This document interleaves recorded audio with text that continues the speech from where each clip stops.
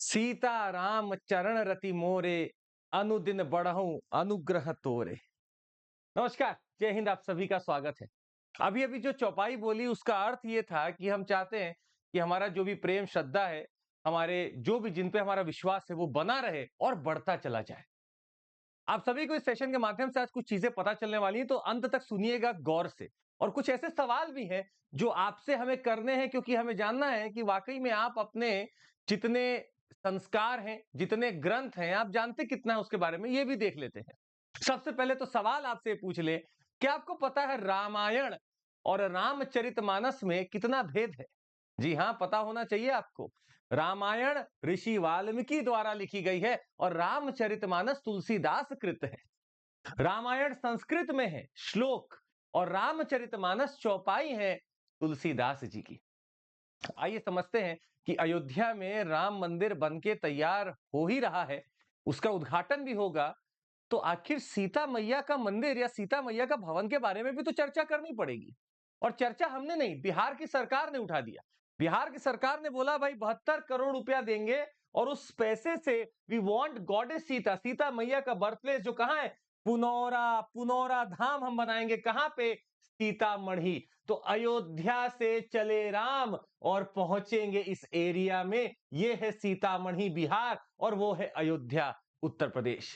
ये दूरी जो 400 किलोमीटर की आपको दिखती है, ये आज तो आप गाड़ियों में 8 घंटे 9 घंटे में पूरी कर सकते हैं, पर किसी जमाने में जब श्री राम यहां से चले होंगे अयोध्या से, तो आइए देखते हैं कि कैसे कैसे चले होंगे और कहां आखिर वास्तविक जन्म स्थान कहां है सीता मैया का। रामलला का कहां है, ये सुप्रीम कोर्ट ने डिसीजन दे दिया, इसमें हम कुछ बोल नहीं सकते। पर सीता मैया का ना ऐसा कोई जजमेंट है, ना ऐसा कोई धारणा है। जो रिसर्च पे आ रहा है उसी के आधार पे सेशन है, समझते कि क्या हो रहा है। रामायण सर्किट या राम सर्किट, ये सारी वो जगह है जहां पे राम लला के या राम भगवान के या राम गॉड के चरण पड़े हुए हैं और वो यहां कहीं ना कहीं गुजरे हैं। कुछ ना कुछ यहां पे जरूर उनकी एक्टिविटी रही है, भले वो यहां से यहां तक का सफर हो, लंका तक का, या अयोध्या से हो बिहार तक का। रामलला का सर्किट बनाने की बात बहुत दिन से चली, जिसमें एक से एक आप जगह देखें। अयोध्या चित्रकूट है, आपका सीतामढ़ी है, नंदीग्राम है, महेंद्रगिरी पर्वत है, आप नीचे चलेंगे भद्रचलाम है, रामेश्वरम है और फिर सीधे लंका। इसी सब में कुछ ढूंढा जाए। अयोध्या से श्री राम आखिर क्या करने नेपाल के आसपास पहुंच रहे थे, बिहार के मिथिला रीजन में पहुंच रहे थे, ऐसा हो क्या रहा था? अयोध्या से एक जो ऋषि विश्वामित्र हैं वो अयोध्या पहुंचते हैं और राजा दशरथ से निवेदन करते हैं कि मेरी पूजा पूरी नहीं हो पा रही है, तो कृपा करके आप राम और लक्ष्मण को भेज दें, जिन्होंने बहुत सारे चीजों पर विजय पा रखी है, योद्धा है। आप इनको मेरे साथ भेजें और मैं अपने इलाके में जितने असुर हैं सबको मैं इनके द्वारा रक्षा चाहता हूं और ये उसका वध करते हैं, उनका वध करते हैं। दशरथ जी मना तो करते हैं, पर बहुत मनाने पर विश्वामित्र जी के वो हाँ कर देते हैं। विश्वामित्र दोनों राम और लक्ष्मण को लेकर निकलते हैं अयोध्या से, और जो उनका पहला स्टॉप होता है वो होता है चित्रकूट, जो आज आपको मध्य प्रदेश और यूपी के बॉर्डर के आसपास दिखेगा। यही चित्रकूट का एरिया है। तो वाल्मीकि जी के अकाउंट के द्वारा अगर हमने ढूंढने की कोशिश की तो हमें पता चला अयोध्या से निकलते वो चित्रकूट पे पहुंचते हैं और इसके बाद वो आगे बढ़ेंगे। चित्रकूट में भी वो अपने आश्रम और वहां की व्यवस्थाओं को देखते हैं और वो आगे बढ़ते हैं। अब जो दूसरा जगह आने वाला है वो है गंगा, और एक नदी है सरयू, उसका जहां मेल होगा, सरयू मतलब घाघरा, इसके मेल पर एक आज का जिला है सारण। ये यहां पहुंचते हैं सारण जिला में, और इसके बाद वो पहुंचते हैं जहां पे होना था यज्ञ, सिद्ध क्षेत्र या सिद्धाश्रम, जो कि आज बक्सर के आसपास पड़ता है। तो ये एरिया है जहां से वो चलेंगे और चित्रकूट से होते हुए सीधे फिर ईस्ट में जाएंगे और पहुंच जाएंगे सारण या बक्सर के आसपास। धीरे धीरे वो और आगे बढ़ते हैं और अब एक वो काट कर लेते हैं, बुलक काट कर लेते हैं और वो पहुंचते हैं गंगा और सोन के कॉन्फ्लुएंस पे, जो उस समय का पटली कहा जाता था, आज का पटना। जैसे ही पता चलता है वैशाली के किंग को, देखिए ये रीजन आपका वैशाली का है, वैशाली के राजा को जैसे ही पता चलता है सुमति को, वो तुरंत जाते हैं और उनके स्वागत में लग जाते हैं राम, लक्ष्मण और आपके विश्वामित्र ऋषि। यहां कुछ देर रुकने के बाद वो आगे बढ़ेंगे और वो पहुंचेंगे मिथिलापुरी, जो आज के दरभंगा में है। आज के दरभंगा में है, जी हां। सोन नदी और गंगा के आसपास से निकलकर वो पहुंचेंगे दरभंगा के आसपास। दरभंगा उस समय का मिथिलापुरी। और यहां पे जब वो पहुंचेंगे तो आपको बता दें, अहिल्या बाई का आश्रम आपको मिलेगा या अहिल्या का आश्रम आपको मिलेगा।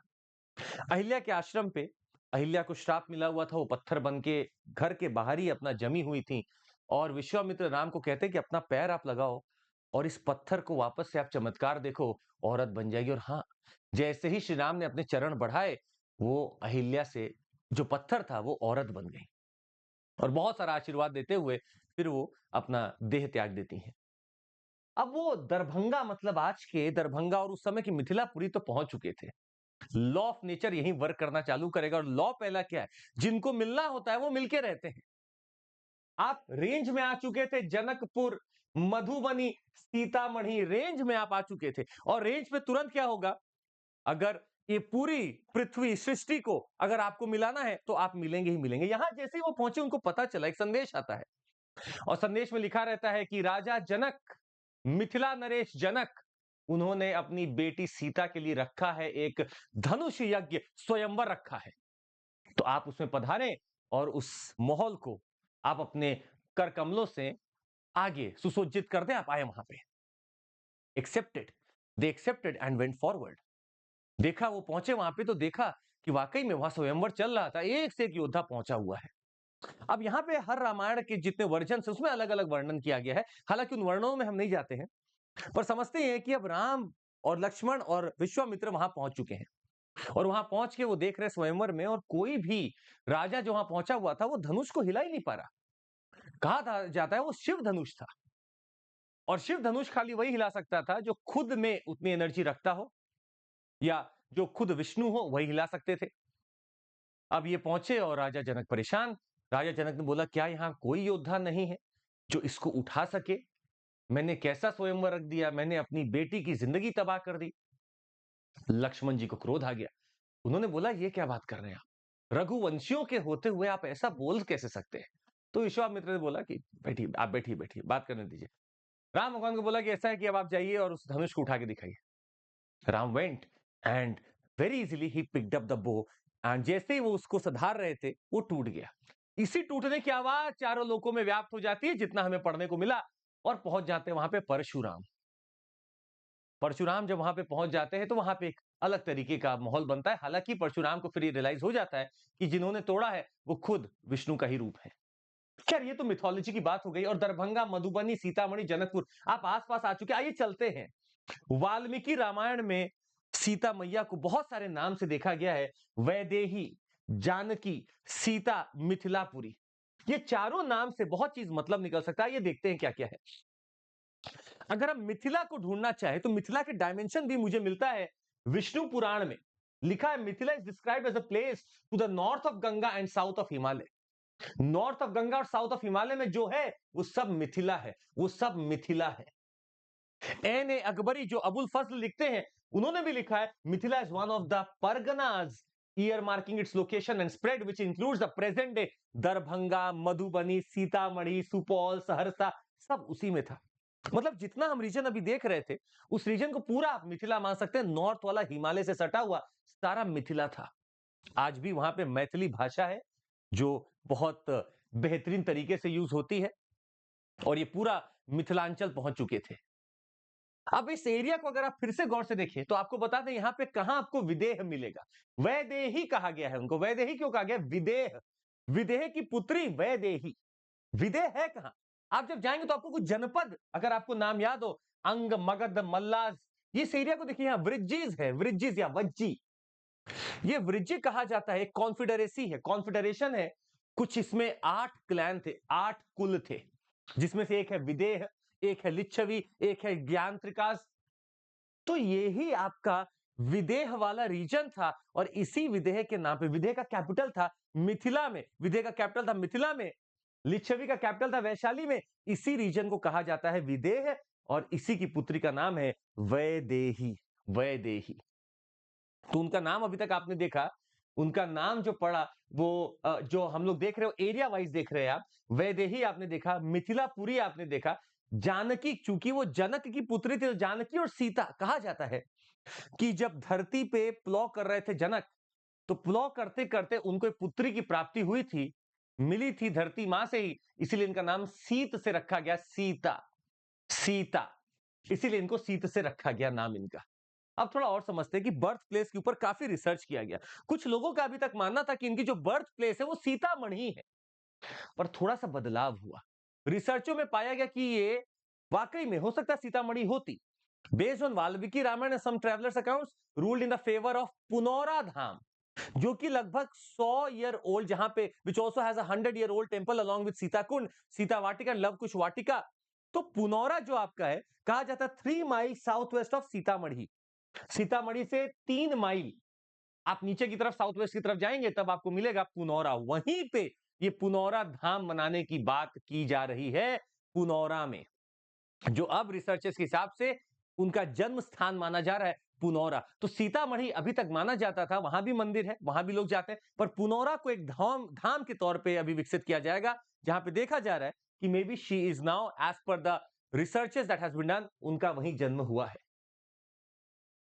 अब इसमें एक जनकपुर भी आप देख रहे हो, देखिए समझिएगा, ये पूरा एरिया नेपाल के बॉर्डर में था। ये देखिए पूरा नेपाल का बॉर्डर है, तो जनकपुर भी एक एरिया बार बार आता है। Janakpuri is relatively modern name for Mithilapuri, तो इसी जनकपुरी का नाम मिथिलापुरी था। अब जब विभाजित हुआ या फिर जब बाउंड्रीज बनने लगी तो नेपाल ने जनकपुर नेपाल में चला गया। पूरा मिथिलांचल तो हमारे पास पड़ा ही हुआ है, पर जनकपुर इनके पास चला गया। पर हमने रामायण सर्किट के तौर पर नेपाल से भी बात की और इनसे भी जोड़कर राम सर्किट बना रखा है, रामायण सर्किट बना रखा है। तो Janakpur became a part of Nepal after the Indo Nepal treaty of 1816, और उसके बाद जनकपुर यहां चला गया था। खैर, मेन बात यह है कि जो अयोध्या में मंदिर बन रहा है, वैसा ही एक पुनौरा धाम बनाने की बात है, और ये सीता मैया के लिए है। हमारे कल्चर में अगर आप देखेंगे तो विमेन को जो स्टेटस मिला है वो शायद ही किसी कल्चर में हो। हालांकि इसकी जब ग्राउंड रियलिटी देखने निकलते हैं हम लोग, तो चीजें बड़ी बदली बदली लगती हैं। अगर हम वाकई में अपने कल्चर को फॉलो करें तो शायद हमें अपने वास्तविकता का पता चल सकता है, और हम समझ सकते हैं कि जो स्टैंड रहा है फीमेल का, वो किसी चीज का रहा ही नहीं है, कभी किसी व्यक्ति का रहा ही नहीं है। और उनका जो ओहदा है, वो जैसा कल्चर में है वैसा ही अगर हम लगा के चले और उसको बरकरार रखें, तो हमारा जितना सिविलाइजेशन का ग्रोथ होगा, शायद ही किसी का हुआ हो।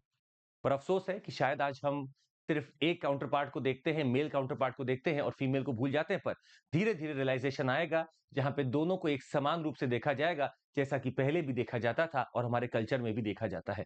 आज के लिए बस इतना ही। उम्मीद है आपको पसंद आया होगा। एक छोटा सा रिसर्च टॉपिक था, पर इसमें एक और चीज है जो हमें देखने को मिलती है, और वो है मधुबनी की पेंटिंग। इससे तो आप भली भांति परिचित होंगे। इसमें कलर कॉन्ट्रास्ट देखिए कितना जबरदस्त रहता है। मधुबनी मैथिली का रीजन है। These paintings are popular because of their tribal motifs and use of bright earthy colors. So earth से मतलब आपका बनाया जाता है, जो नेचुरल कलर्स होते हैं उसको यहां यूज किया जाता है। Traditionally, the women of the village drew these paintings on the walls of their dwellings as a demonstration of their feelings, hope and ideas. Today, men are also involved in this. शादियों के समय में Madhubani painting बहुत बनाई जाती है दीवारों पर, और ये कॉन्ट्रास्टिंग कलर्स के लिए जानी जाती है। एनिमल्स, फ्लोरस और ये ज्योमेट्रिकल शेप्स इसमें बहुत बनते हैं। They include geometrical shapes, very important. और कलर का बिल्कुल नेचुरल होना, और बिल्कुल नेचुरल के साथ साथ ब्राइट होना, कॉन्ट्रास्ट होना, ये बड़ा इंपॉर्टेंट इसका फीचर है मधुबनी पेंटिंग का। तो ये किसी भी ओकेजन पे बनाई सकती है, जैसे फ्लोरल, एनिमल, बर्ड मोटिव्स, बहुत सारी चीजें बनते हैं। ये है मधुबनी पेंटिंग बिहार की। आपको जवाब ये देना है कि क्या मधुबनी पेंटिंग को जीआई टैग मिला है या नहीं मिला है। नीचे कमेंट करके जरूर बताइएगा, आपका इंतजार रहेगा जवाब का। साथ ही आपको बता दें, एक्सटेंशन ऑफर हमारा चल रहा है। जुड़ना है और ऐसी चीजों को और पढ़ना है मन लगाकर, तो आप जुड़ सकते हैं। Up to 50% off plus 12 months of extension. Target अगर आपका है 2024, तो आपको मिलेगा बड़ा लाभ। 25,000 रुपए पूरा कोर्स है 6 महीने का। 2025 का टारगेट 18 महीने 47,000 रुपए। आपका बैच एक चालू हो रहा है 23 से। ये है आपका फाउंडेशन बैच इंग्लिश में, सारे आपको चीजें इसमें पढ़ाई जाएंगी। साथ ही में आपका लक्ष्य बैच है हिंदी माध्यम में, दिसंबर 30 से चालू हो रहा है। और हमारा है ये free mock interview session, the last mile. जुड़ जाइए, जरूर दीजिए, कोशिश करिए। जो लोग दे रहे हैं इस बार इंटरव्यू, एक बार तो सेशन जरूर अटेंड कर लें, फायदा ही मिलेगा आपको। आज के लिए बस इतना ही, मिलते रहेंगे आपसे। जरूर लाइक, सब्सक्राइब और शेयर करिएगा। जय हिंद, जय हिंद।